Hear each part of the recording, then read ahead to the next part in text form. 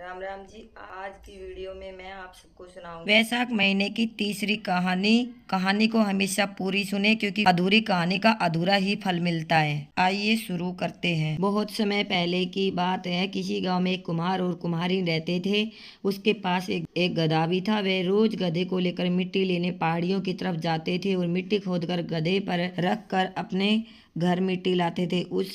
उस मिट्टी की मटकी बनाकर बेचते थे। कुम्हार दंपति का यही आय का साधन था। कुमारी की शादी को कई साल हो गए थे, लेकिन अभी तक उनके कोई संतान नहीं हुई। इसलिए वे दोनों पति पत्नी बहुत दुखी रहते थे। कुमार दंपति बहुत दयावान और धार्मिक प्रवृत्ति के थे। वे दोनों सभी व्रत, पूजा पाठ और दान पुण्य भी करते थे। एक दिन की बात है। कुमार का मित्र उससे मिलने आया और कुमार के मित्र ने कहा कि मित्र, तुम नदी से मिट्टी लाया करो कि नदी के उस पार बहुत अच्छी और चिकनी मिट्टी है। तुम उस मिट्टी को लेकर आओ और उससे घड़े बनाओगे तो उस मिट्टी से तुम्हारे घड़े बहुत ही मजबूत होंगे और सुंदर बनेंगे। इससे घड़े की कीमत अच्छी मिलेगी। अपने मित्र की बात सुनकर कुमार दंपति ने नदी के उस पार से मिट्टी लाने का फैसला किया। वैशाख महीना शुरू हो गया था। दोनों पति पत्नी बहुत जल्दी उठकर अपने गधे को लेकर मिट्टी लेने जाते। वे नदी में स्नान करते और नदी के उस पार से मिट्टी खोदते। शाम होने से पहले वे दोनों मिट्टी को गधे पर लाद कर फिर से नदी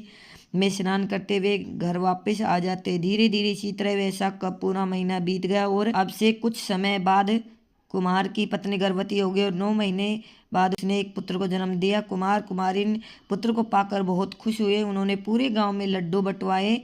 अब उनके रिश्तेदार उन्हें बधाई देने के लिए आए और उन्होंने कुमार दंपति से पूछा कि ये चमत्कार किस कारण से। तब गांव के सरपंच ने कहा कि हमें पंडित जी को बुलाना चाहिए और उनसे पूछना चाहिए कि ये चमत्कार किस कारण से हुआ है। फिर पंडित बुलाए और पंडित जी से इसका कारण पूछा। पंडित जी बहुत ही ज्ञानी और विद्वान थे। उन्होंने अपना ध्यान लगाया और सब जान लिया। फिर पंडित जी ने कहा कि इन पति पत्नी ने अनजाने में वैशाख में स्नान किया है, जिसका फल इन्हें मिला।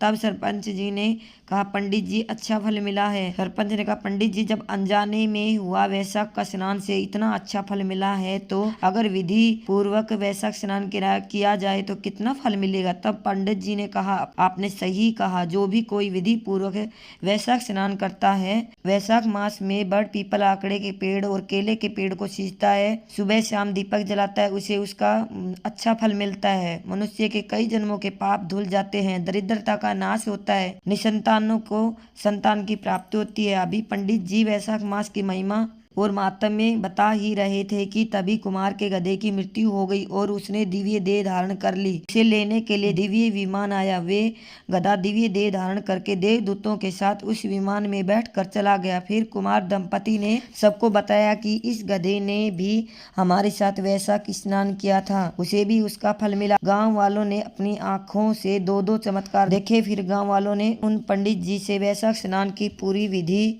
पूछी। फिर महात्मा जी ने गांव वालों को पूरी विधि बताई तथा वैशाख मास का मातम्य सुनाया और साथ में ही वैशाख मास की कथा भी सुनाई तथा बताया कि वैशाख मास में क्या दान करना चाहिए, बड़ पीपल को कैसे सींचना चाहिए, ये भी बताया। फिर सरपंच ने सब जगह ढिंडोरा पिटवा दिया कि वैशाख मास में दान पुण्य स्नान करना चाहिए, उससे अच्छा फल मिलता है, हमारे जन्म जन्मों का किया हुआ पाप भी नष्ट हो जाता। हे विष्णु भगवान, आपने जैसे कुमार और कुमारिन पे कृपा की वैसे सब पर कृपा करना और सबकी मनोकामनाओं को पूर्ण करना। बोलो विष्णु भगवान की जय। फ्रेंड्स, आप सबको मेरी वीडियो अच्छी लगे तो कमेंट में बताएं, वीडियो को लाइक करें और वीडियो को शेयर करें और चैनल को सब्सक्राइब जरूर करें। राम राम जी, धन्यवाद।